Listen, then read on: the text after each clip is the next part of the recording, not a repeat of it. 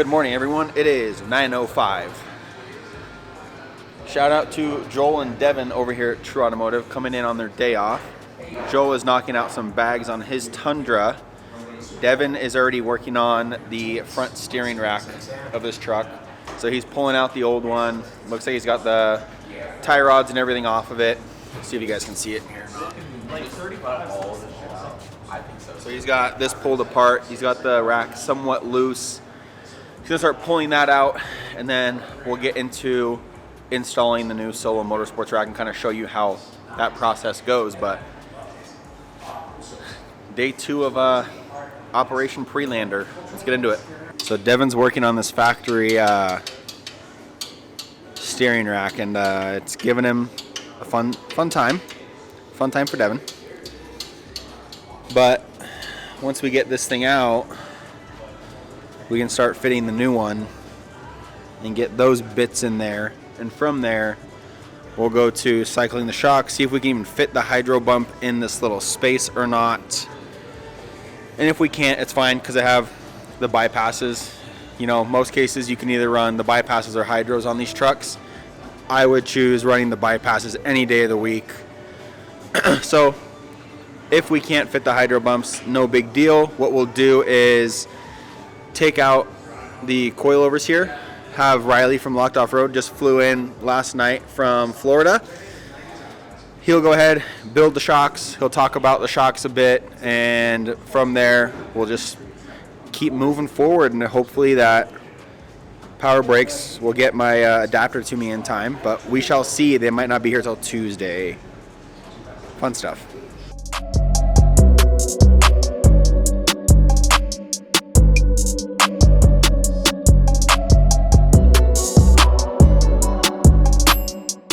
Well, looks like I'm getting an oil change today, so works for me.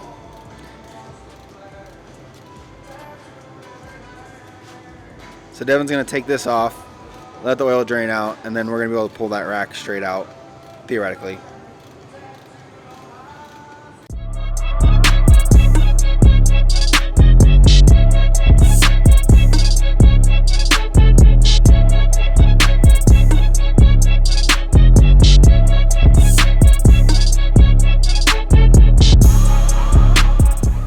So we're working on the Tundra steering rack conversion now. What we're going to do is we're going to pull these lines all the way off the rack so they're out of the way. We don't want to damage them. And then this is a 2-part bushing, so it's kind of half and half. We're going to press out one side, press out the other side, and do the repeat process on this side. After that's done, we'll put in the metal bushings that have the little offset holes for the Tacoma. Put the lines back on, and then see how she fits. And then we're going to have to trim the steering rod on the actual truck, so should be fun.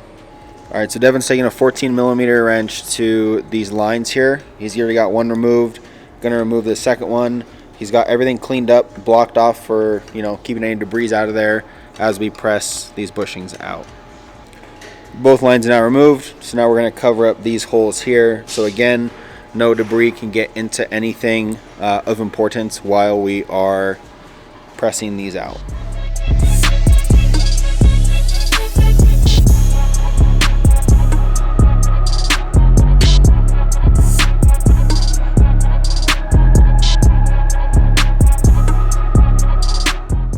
So easiest way we found to get these things out is make a couple little quick relief cuts like this. You guys can see that. And then use an air hammer on this side to press it over, get underneath it, pull it up with the air hammer, and that side you can just press straight back out when you have that one out. Fun stuff. Now we gotta do the hard side. Again, here is old rack. You can see it there, and new rack. So here, I'll put them side by side for you guys. That's the difference in the racks right there.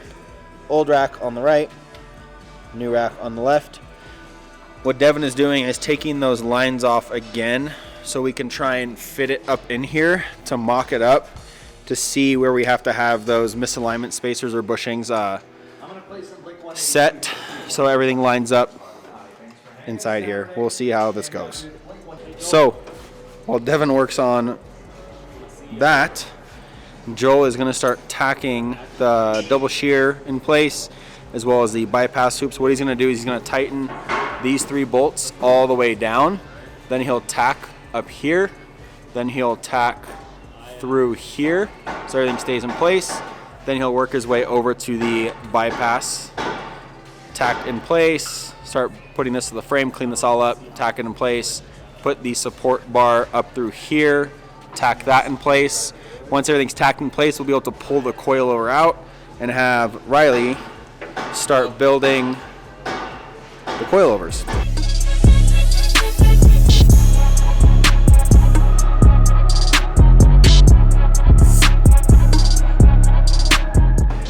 So we do have to remove the oil cooler, so we're just going to take that off to get some more clearance to fit this rack and mock it up inside there.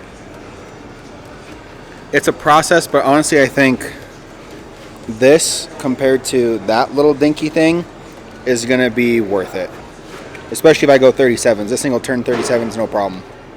Is there any need to?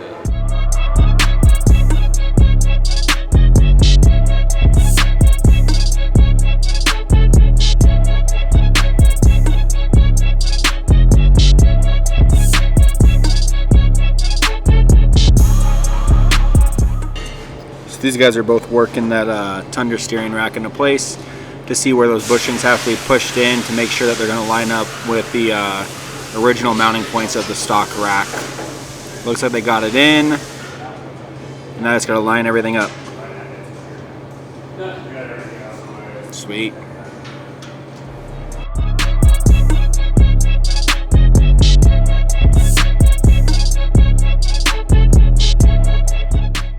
Alright, so what Austin is doing now is basically drilling out, boring out the factory holes with the factory bolts of the factory rack to a 9/16 because the Tundra rack requires a larger grade 8 bolt with the new bushings. So you just have to drill them out a little bit to a 9/16 and then you guys should be good to run bolts through.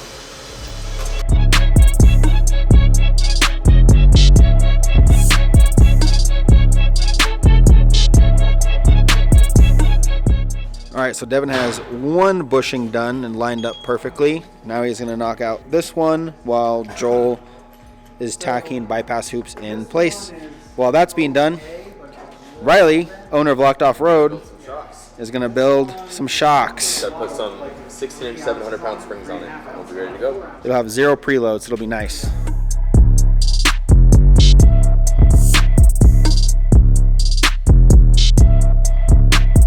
Alright, so now what we're going to do is we're going to put our 700-pound springs on.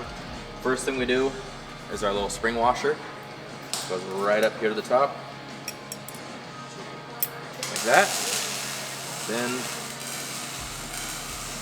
we go in the spring.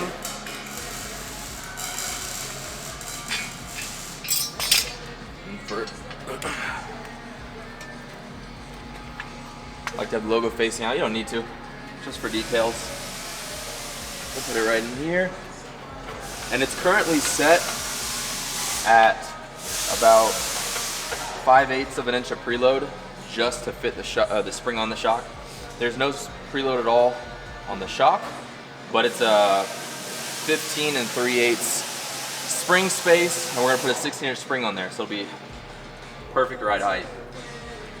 Now we just gotta dial it in up here, straighten it out.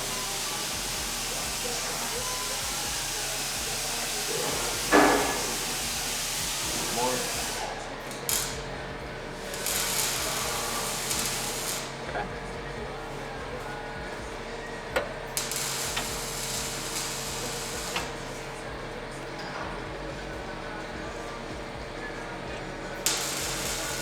I like to use a rag just to keep the aluminum from getting scratched. You can use a lot of masking tape as an option as well.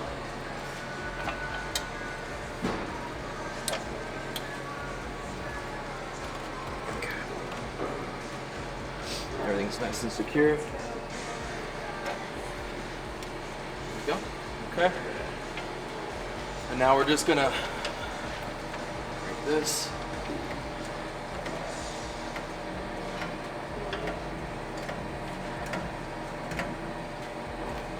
So there's about that much space there. Then we slide on the lower spring perch.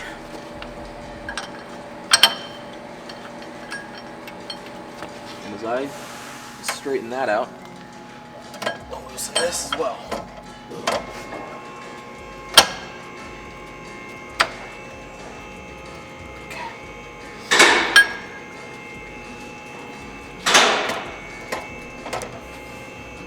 Beautiful.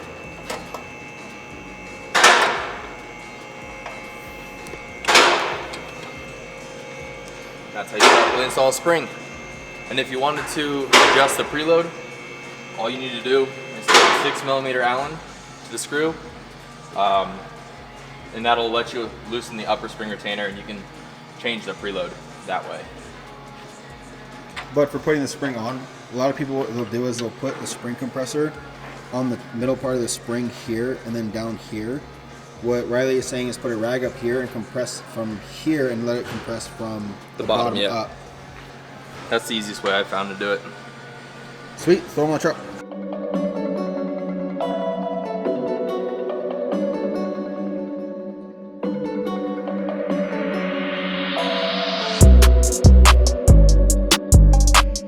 Alright, so Joel is burning in the shear kit now. He's already got the bypass hoop in. So he's going to finish this, let it cool, paint it all up, do the exact same thing to the other side. Then we throw back in the uppers, lowers, coilovers, and bypass once all the paint dries. And then Monday is tackling that steering rack, which should be a good time in its own. All we have to do is basically cut the steering shaft, weld it and sleeve it, and then it should be pretty much good to go. Yeah, I'm gonna let Joel do his thing.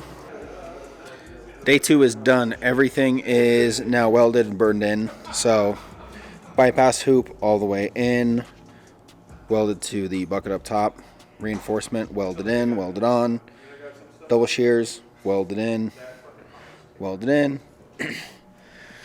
Tundra rack. That's going to be a Monday project, but this side, all the same, all welded in, ready to go. So when Monday comes, we're going to have to cut the steering shaft that runs through here and shorten it, put a sleeve over it, weld it, put the sleeve over the weld the sleeve on just to reinforce it. Then we'll be able to finish that Tundra rack. From there, uppers, lowers, put shocks in, check travel, and then we got to weld up the limit straps and then put this all back together, and then she'll be ready to go. Oh, and also we need the adapter for the big brake kit. After that, we'll be ready for a test drive. And then next week, or a week after, we're going to put 14-inch bypasses on the rear, take off the 12s. They are already sold. So we're going to go 14-inch bypasses on the rear to match the long travel up front a little bit better. But yeah, that's going to be the end of day 2. So that's going to wrap up day 2. Joel has been at it 8-9 hours a day for the last 2 days. Taking Sunday off, obviously. I'm off Monday, so I'm going to come back to the shop Monday and see how far we can get Monday. Hopefully we can get this Tundra steering rack done, and then basically from there we got to steel it on the stuff that's new in there and bare, paint it all up, and then from there just put shocks in, bypasses in, uppers, lowers, start putting the spindle and the hubs and everything back together, and yeah, hopefully get it done Monday. I think the parts for the caliper from Power Brake are going to come in on Tuesday, so the truck will be done, I hope, on Tuesday. So it'll be a full 3-day build, but I think it's going to be well worth it. I can't wait to drive this freaking thing. All right, I'll see you guys on Monday. Later.